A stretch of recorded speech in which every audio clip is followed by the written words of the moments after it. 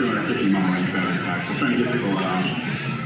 Yeah, the cool thing about having the motors in the wheels is they kind of act like servo motors, like in a CNC robot. You know where the motor is on every rotation. You can adjust within like a 1/32 of a turn for stability control and tank turns and all sorts of fun stuff that you can do.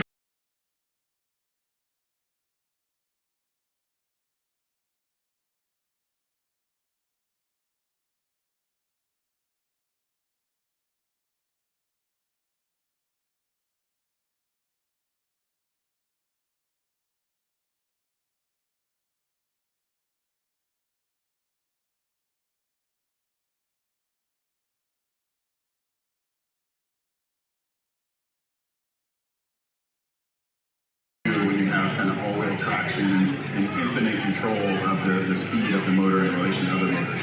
Yeah, we're commissioning the tools to make the body structure right now in Italy. Italy will make the full body structure, the closures, put the glass on, and ship us basically a whole complete body.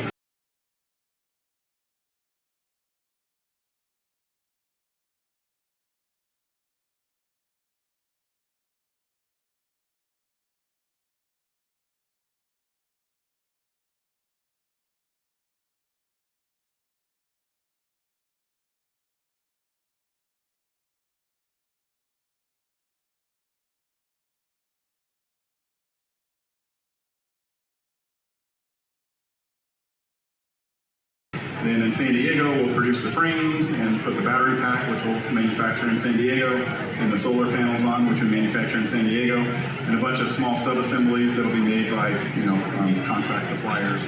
And we have 12 stations to build the APTERA, and in less than 2 hours, you go from a bare body to a full, complete APTERA, and you're able to honk the horn and drive out the door. So our facility down in San Diego can produce 40 vehicles per shift. So we hope to scale to 2 shifts within 18 months and be producing about 20,000 vehicles a year down in San Diego very shortly. Yeah, if you're 44,001, then obviously you have to wait longer than if you got in 2 years ago. But we hope to scale up to 20,000 vehicles a year very quickly and be able to churn through these. We're talking to some investors now that can hopefully get us to build 2 plants sooner rather than later. And if we can scale up to 40,000 vehicles a year by 2026, then I think we can really start pumping out vehicles. We don't really aspire to as rapid a scale as Tesla had, but we do hope to deliver about 1 million APTERA by 2033, and I think that would be a pretty grand gesture to the world. Yeah, we adopted the NAC standard very early. You guys were the first ones to... We were the first one to adopt the North America chart standard.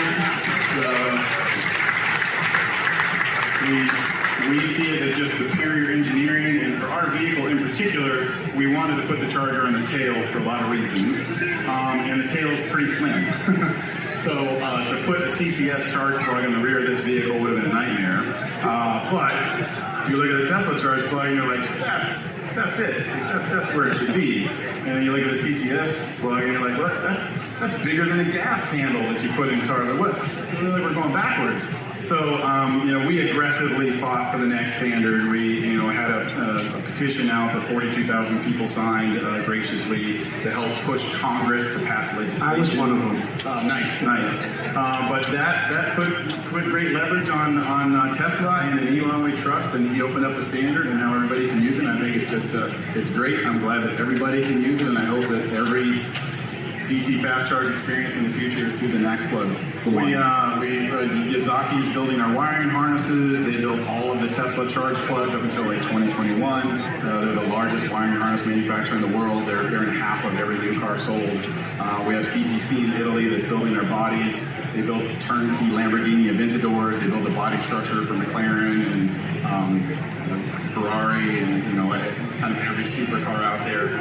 They see this and they're like, this is the future.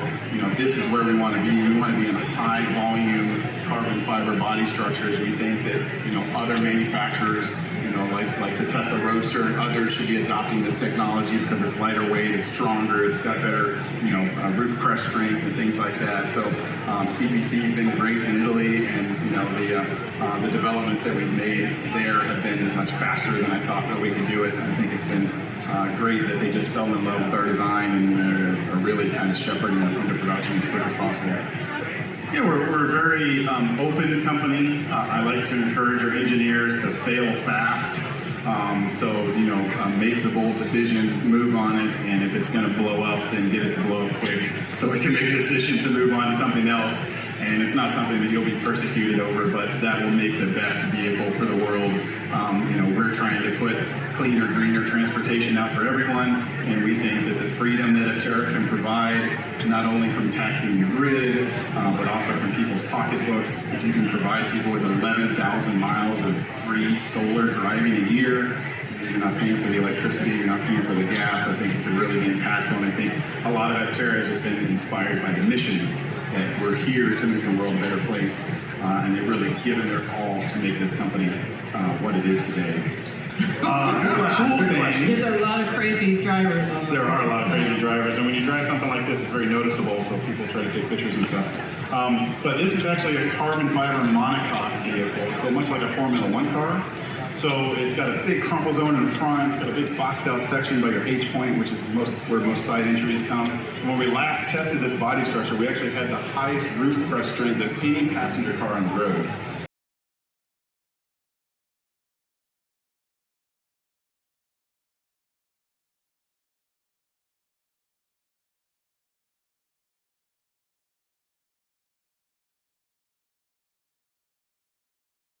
So we've designed it to be very safe, and with composites and kind of our organic shapes, I think we've been able to do things that steel and aluminum just can't do.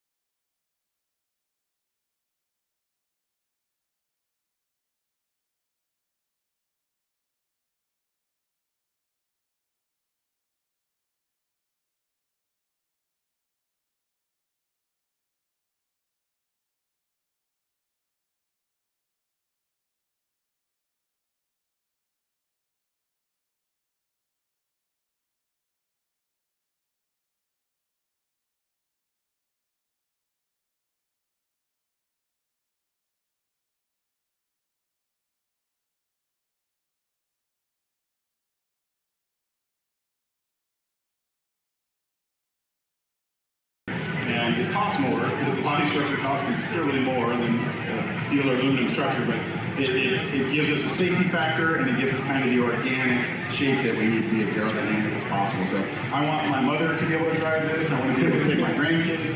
So I want to build the safest vehicle possible to put on the road, and that's what we're trying to do. How high are they? It's 5 1/4 inches. This isn't a production version. It's made to look cooler, so it's only about 3 inches.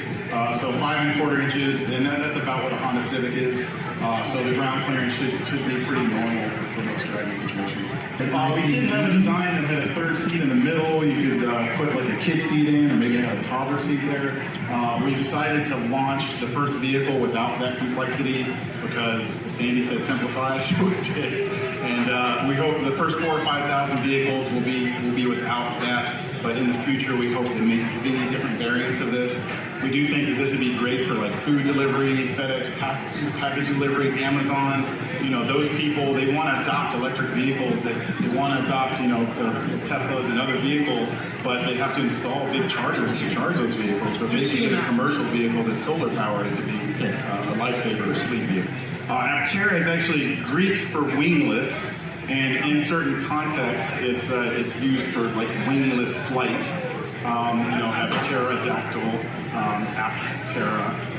So without wings is kind of a perfect name for this. I think a lot of people think, does it fly? My comment is, well, if you get it going fast enough. But it's made just to be the most aerodynamic thing out there, and as a consequence, you get crazy efficiency. It can be solar powered, and hopefully with the 43,000 people that have supported us, and hopefully some in this audience that have supported us and will support us now that you've heard our story, we'll make the world a better place, a greener place,